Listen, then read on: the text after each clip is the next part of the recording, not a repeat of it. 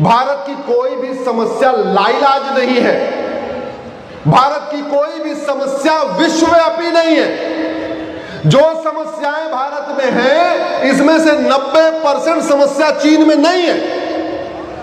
जो समस्याएं भारत में है, इसमें से 90% सिंगापुर में नहीं है। जो समस्याएं भारत में है, इसमें से 90% जापान में नहीं है।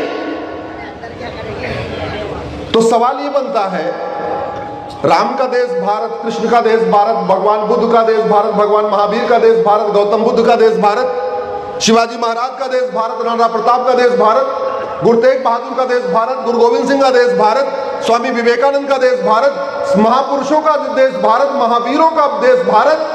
तो इतनी समस्याएं भारत में क्यों है?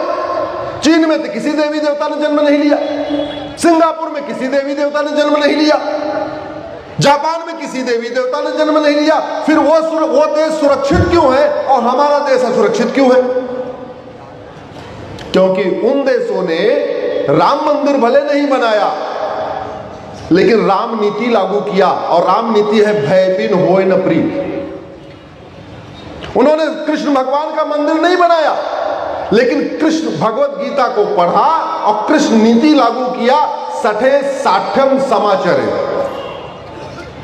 चीन, जापान, सिंगापुर को हिंदी आती हो चाहे नहीं आती हो, लेकिन उन्होंने हमारी पूर्वजों की बात को समझ लिया, लोहा लोहे को काटता है,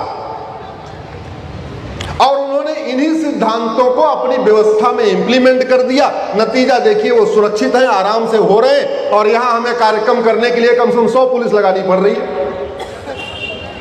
लगे हुए मैं तो देख रहा था, मैं इधर गया तो भी लगे, इधर गया तो भी लगे, इधर गया तो भी लगे हुए। क्यों? अरे हम तो नियम कानून की बात करने आए। हम तो Monday to Friday Supreme Court में रहते हैं, सैटरडे संडे बाहर निकलते। हम तो संविधान की बात करने आए। मुझे एक चीज बताइए, जब देश का विभाजन मजहब के आधार पे हो गया, तो मजहब के आधार पे नियम कानून चलना चाहिए क्या? जोर से बोलिए, आवाज ऐसे नहीं आ रही है। एमपी का गेहूं गौतम जी ने बताया बड़ा फेमस है, तो एमपी की आवाज भी फेमस होनी चाहिए। जब भारत का विभाजन मजहब के आधार पे हो गया, तो मजहब के आधार पे नियम कानून चलना चाहिए क्या?